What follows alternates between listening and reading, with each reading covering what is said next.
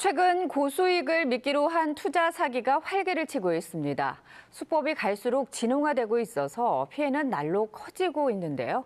오늘 사건의 눈에서는 이 진화하는 투자 사기에 대해서 이한나 변호사와 이야기 나눠보겠습니다. 변호사님 어서 오십시오. 네, 안녕하세요. 네, 자 올해 1분기 국내에서 발생한 사기 범죄만 10만 건을 넘었다고 하는데요.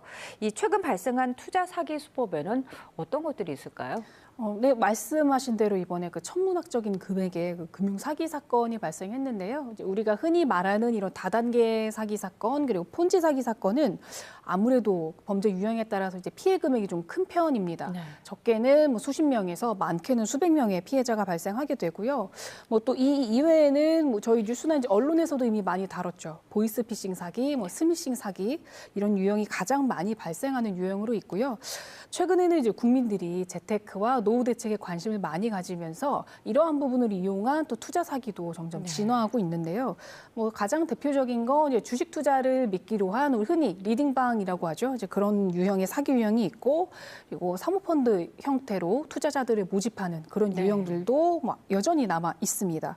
그리고 추가적으로는 지금 우리 지역 내에 큰 문제가 되고 있는 이 전세 사기의 경우도요. 과거에는 없었던 유형이기는 해요. 이제 보증금을 편취해서 보증금을 돌려주지 않고 그대로 잠적하는 이런 유형도 또 사기 유형이라고 볼 수 있겠습니다. 말씀하신 것처럼 이 투자 사기 수법들이 나날이 진흥화되고 다양해지고 있습니다.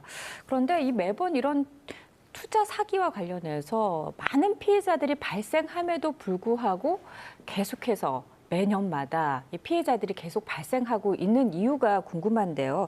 이렇게 속을 수밖에 없는 어떤 특별한 이유가 있을까요? 기본적으로는 아무래도 사람이라면 누구나 가장 적은 돈으로 큰 수익을 내고 싶어하는 이제 본능적인 욕구가 있지 않겠습니까? 네. 그리고 경제적으로 어려운 상황일수록 이런 이제 금전적 이득을 필요로 하는 경우도 많을 거고요. 그러다 보면 그 순간 흔들려서 유혹에 빠질 수밖에는 없는 것 같습니다. 다만 이 새로운 유형의 사기 범죄는 점점 진화하고 있고 그에 대한 정보가 아직은 많지가 않아요. 그래서 사기인 줄 모르고 속으시는 분들이 많거든요. 네.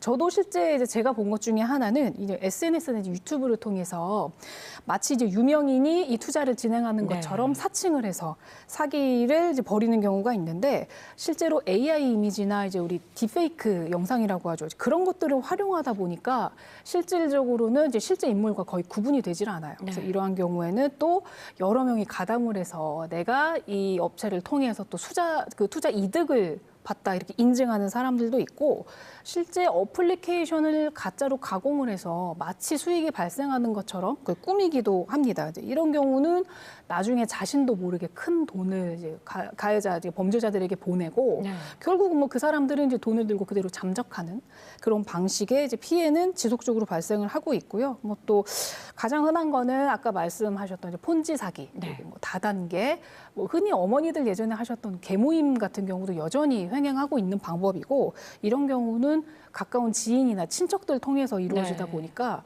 뭐 저도 자기도 모르게 이제 방심할 수밖에 없는 그런 상황에 놓이게 되는 거죠. 네, 사람의 믿음을 바탕 삼아서 이렇게 사기를 또 하게 되거나 혹은 이 사기 수법이 너무 진화하다 보니까 거기에 대해서 인식하지 못하는 분들이 부지불식간에 사기를 당하기도 한다. 뭐 계속 진화하는 것 같습니다. 네, 그렇군요. 자, 그렇다면은 우리가 이 사기 범죄의 피해자가 되지 않기 위해서는 어떤 점들을 우리가 좀 고려를 하면은 이런 것들을 피해갈 수 있을까요? 제가 이제 실제 사건을 진행을 해보면 피해자분들 가장 많이 하시는 말씀이요. 아, 지금 생각해보면 정말 허술하고 너무너무 이상했는데 그때는 몰랐어요. 이런 얘기를 많이 하시거든요.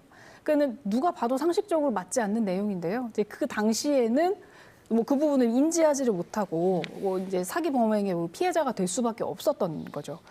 기본적으로는 이제 그런 제안이나 유혹이 왔을 때 이런 기회가 왜 나한테 오지? 라는 의심을 사실 한 번쯤은 해봐야 하지 않나 그런 생각이 들어요. 그리고 내가 이제 투자를 한다고 할 때는 내 주머니에서 돈이 나가는 일이잖아요. 그러니까 그럴 때는 어디에 내가 투자를 하고 있고 어떻게 투자를 하고 있고 이런 투자의 구조에 따라서 어떻게 수익이 발생하는지 이런 구체적인 내용은 기본적으로 알아야 한다고 생각을 합니다. 그리고 앞서 말씀드린 것처럼 요즘에는 이제 스마트폰 이용해서 SNS나 유튜브 그리고 가공된 이미지들을 통해서 새로운 사기의 방식이 계속 생겨나다 보니까 출처를 알 수가 없고 좀 부정확한 정보들에 대해서는 기본적으로 의심하는 자세를 네. 저희가 가져야 될 것 같습니다. 기본적으로 이제 금전을 출자할 때는 항상 충분한 정보의 제공을 받아야 될 거고요. 네. 거기에 대해서 내가 바르게 인식하고 이해하고 있어야만 그리고 이런 투자가 있을 때 좀 피해를 막을 수 있지 않나 그런 생각이 좀 듭니다. 우리가 어딘가에 투자할 때는 거기에 대해서 무엇보다도 가장 정확하게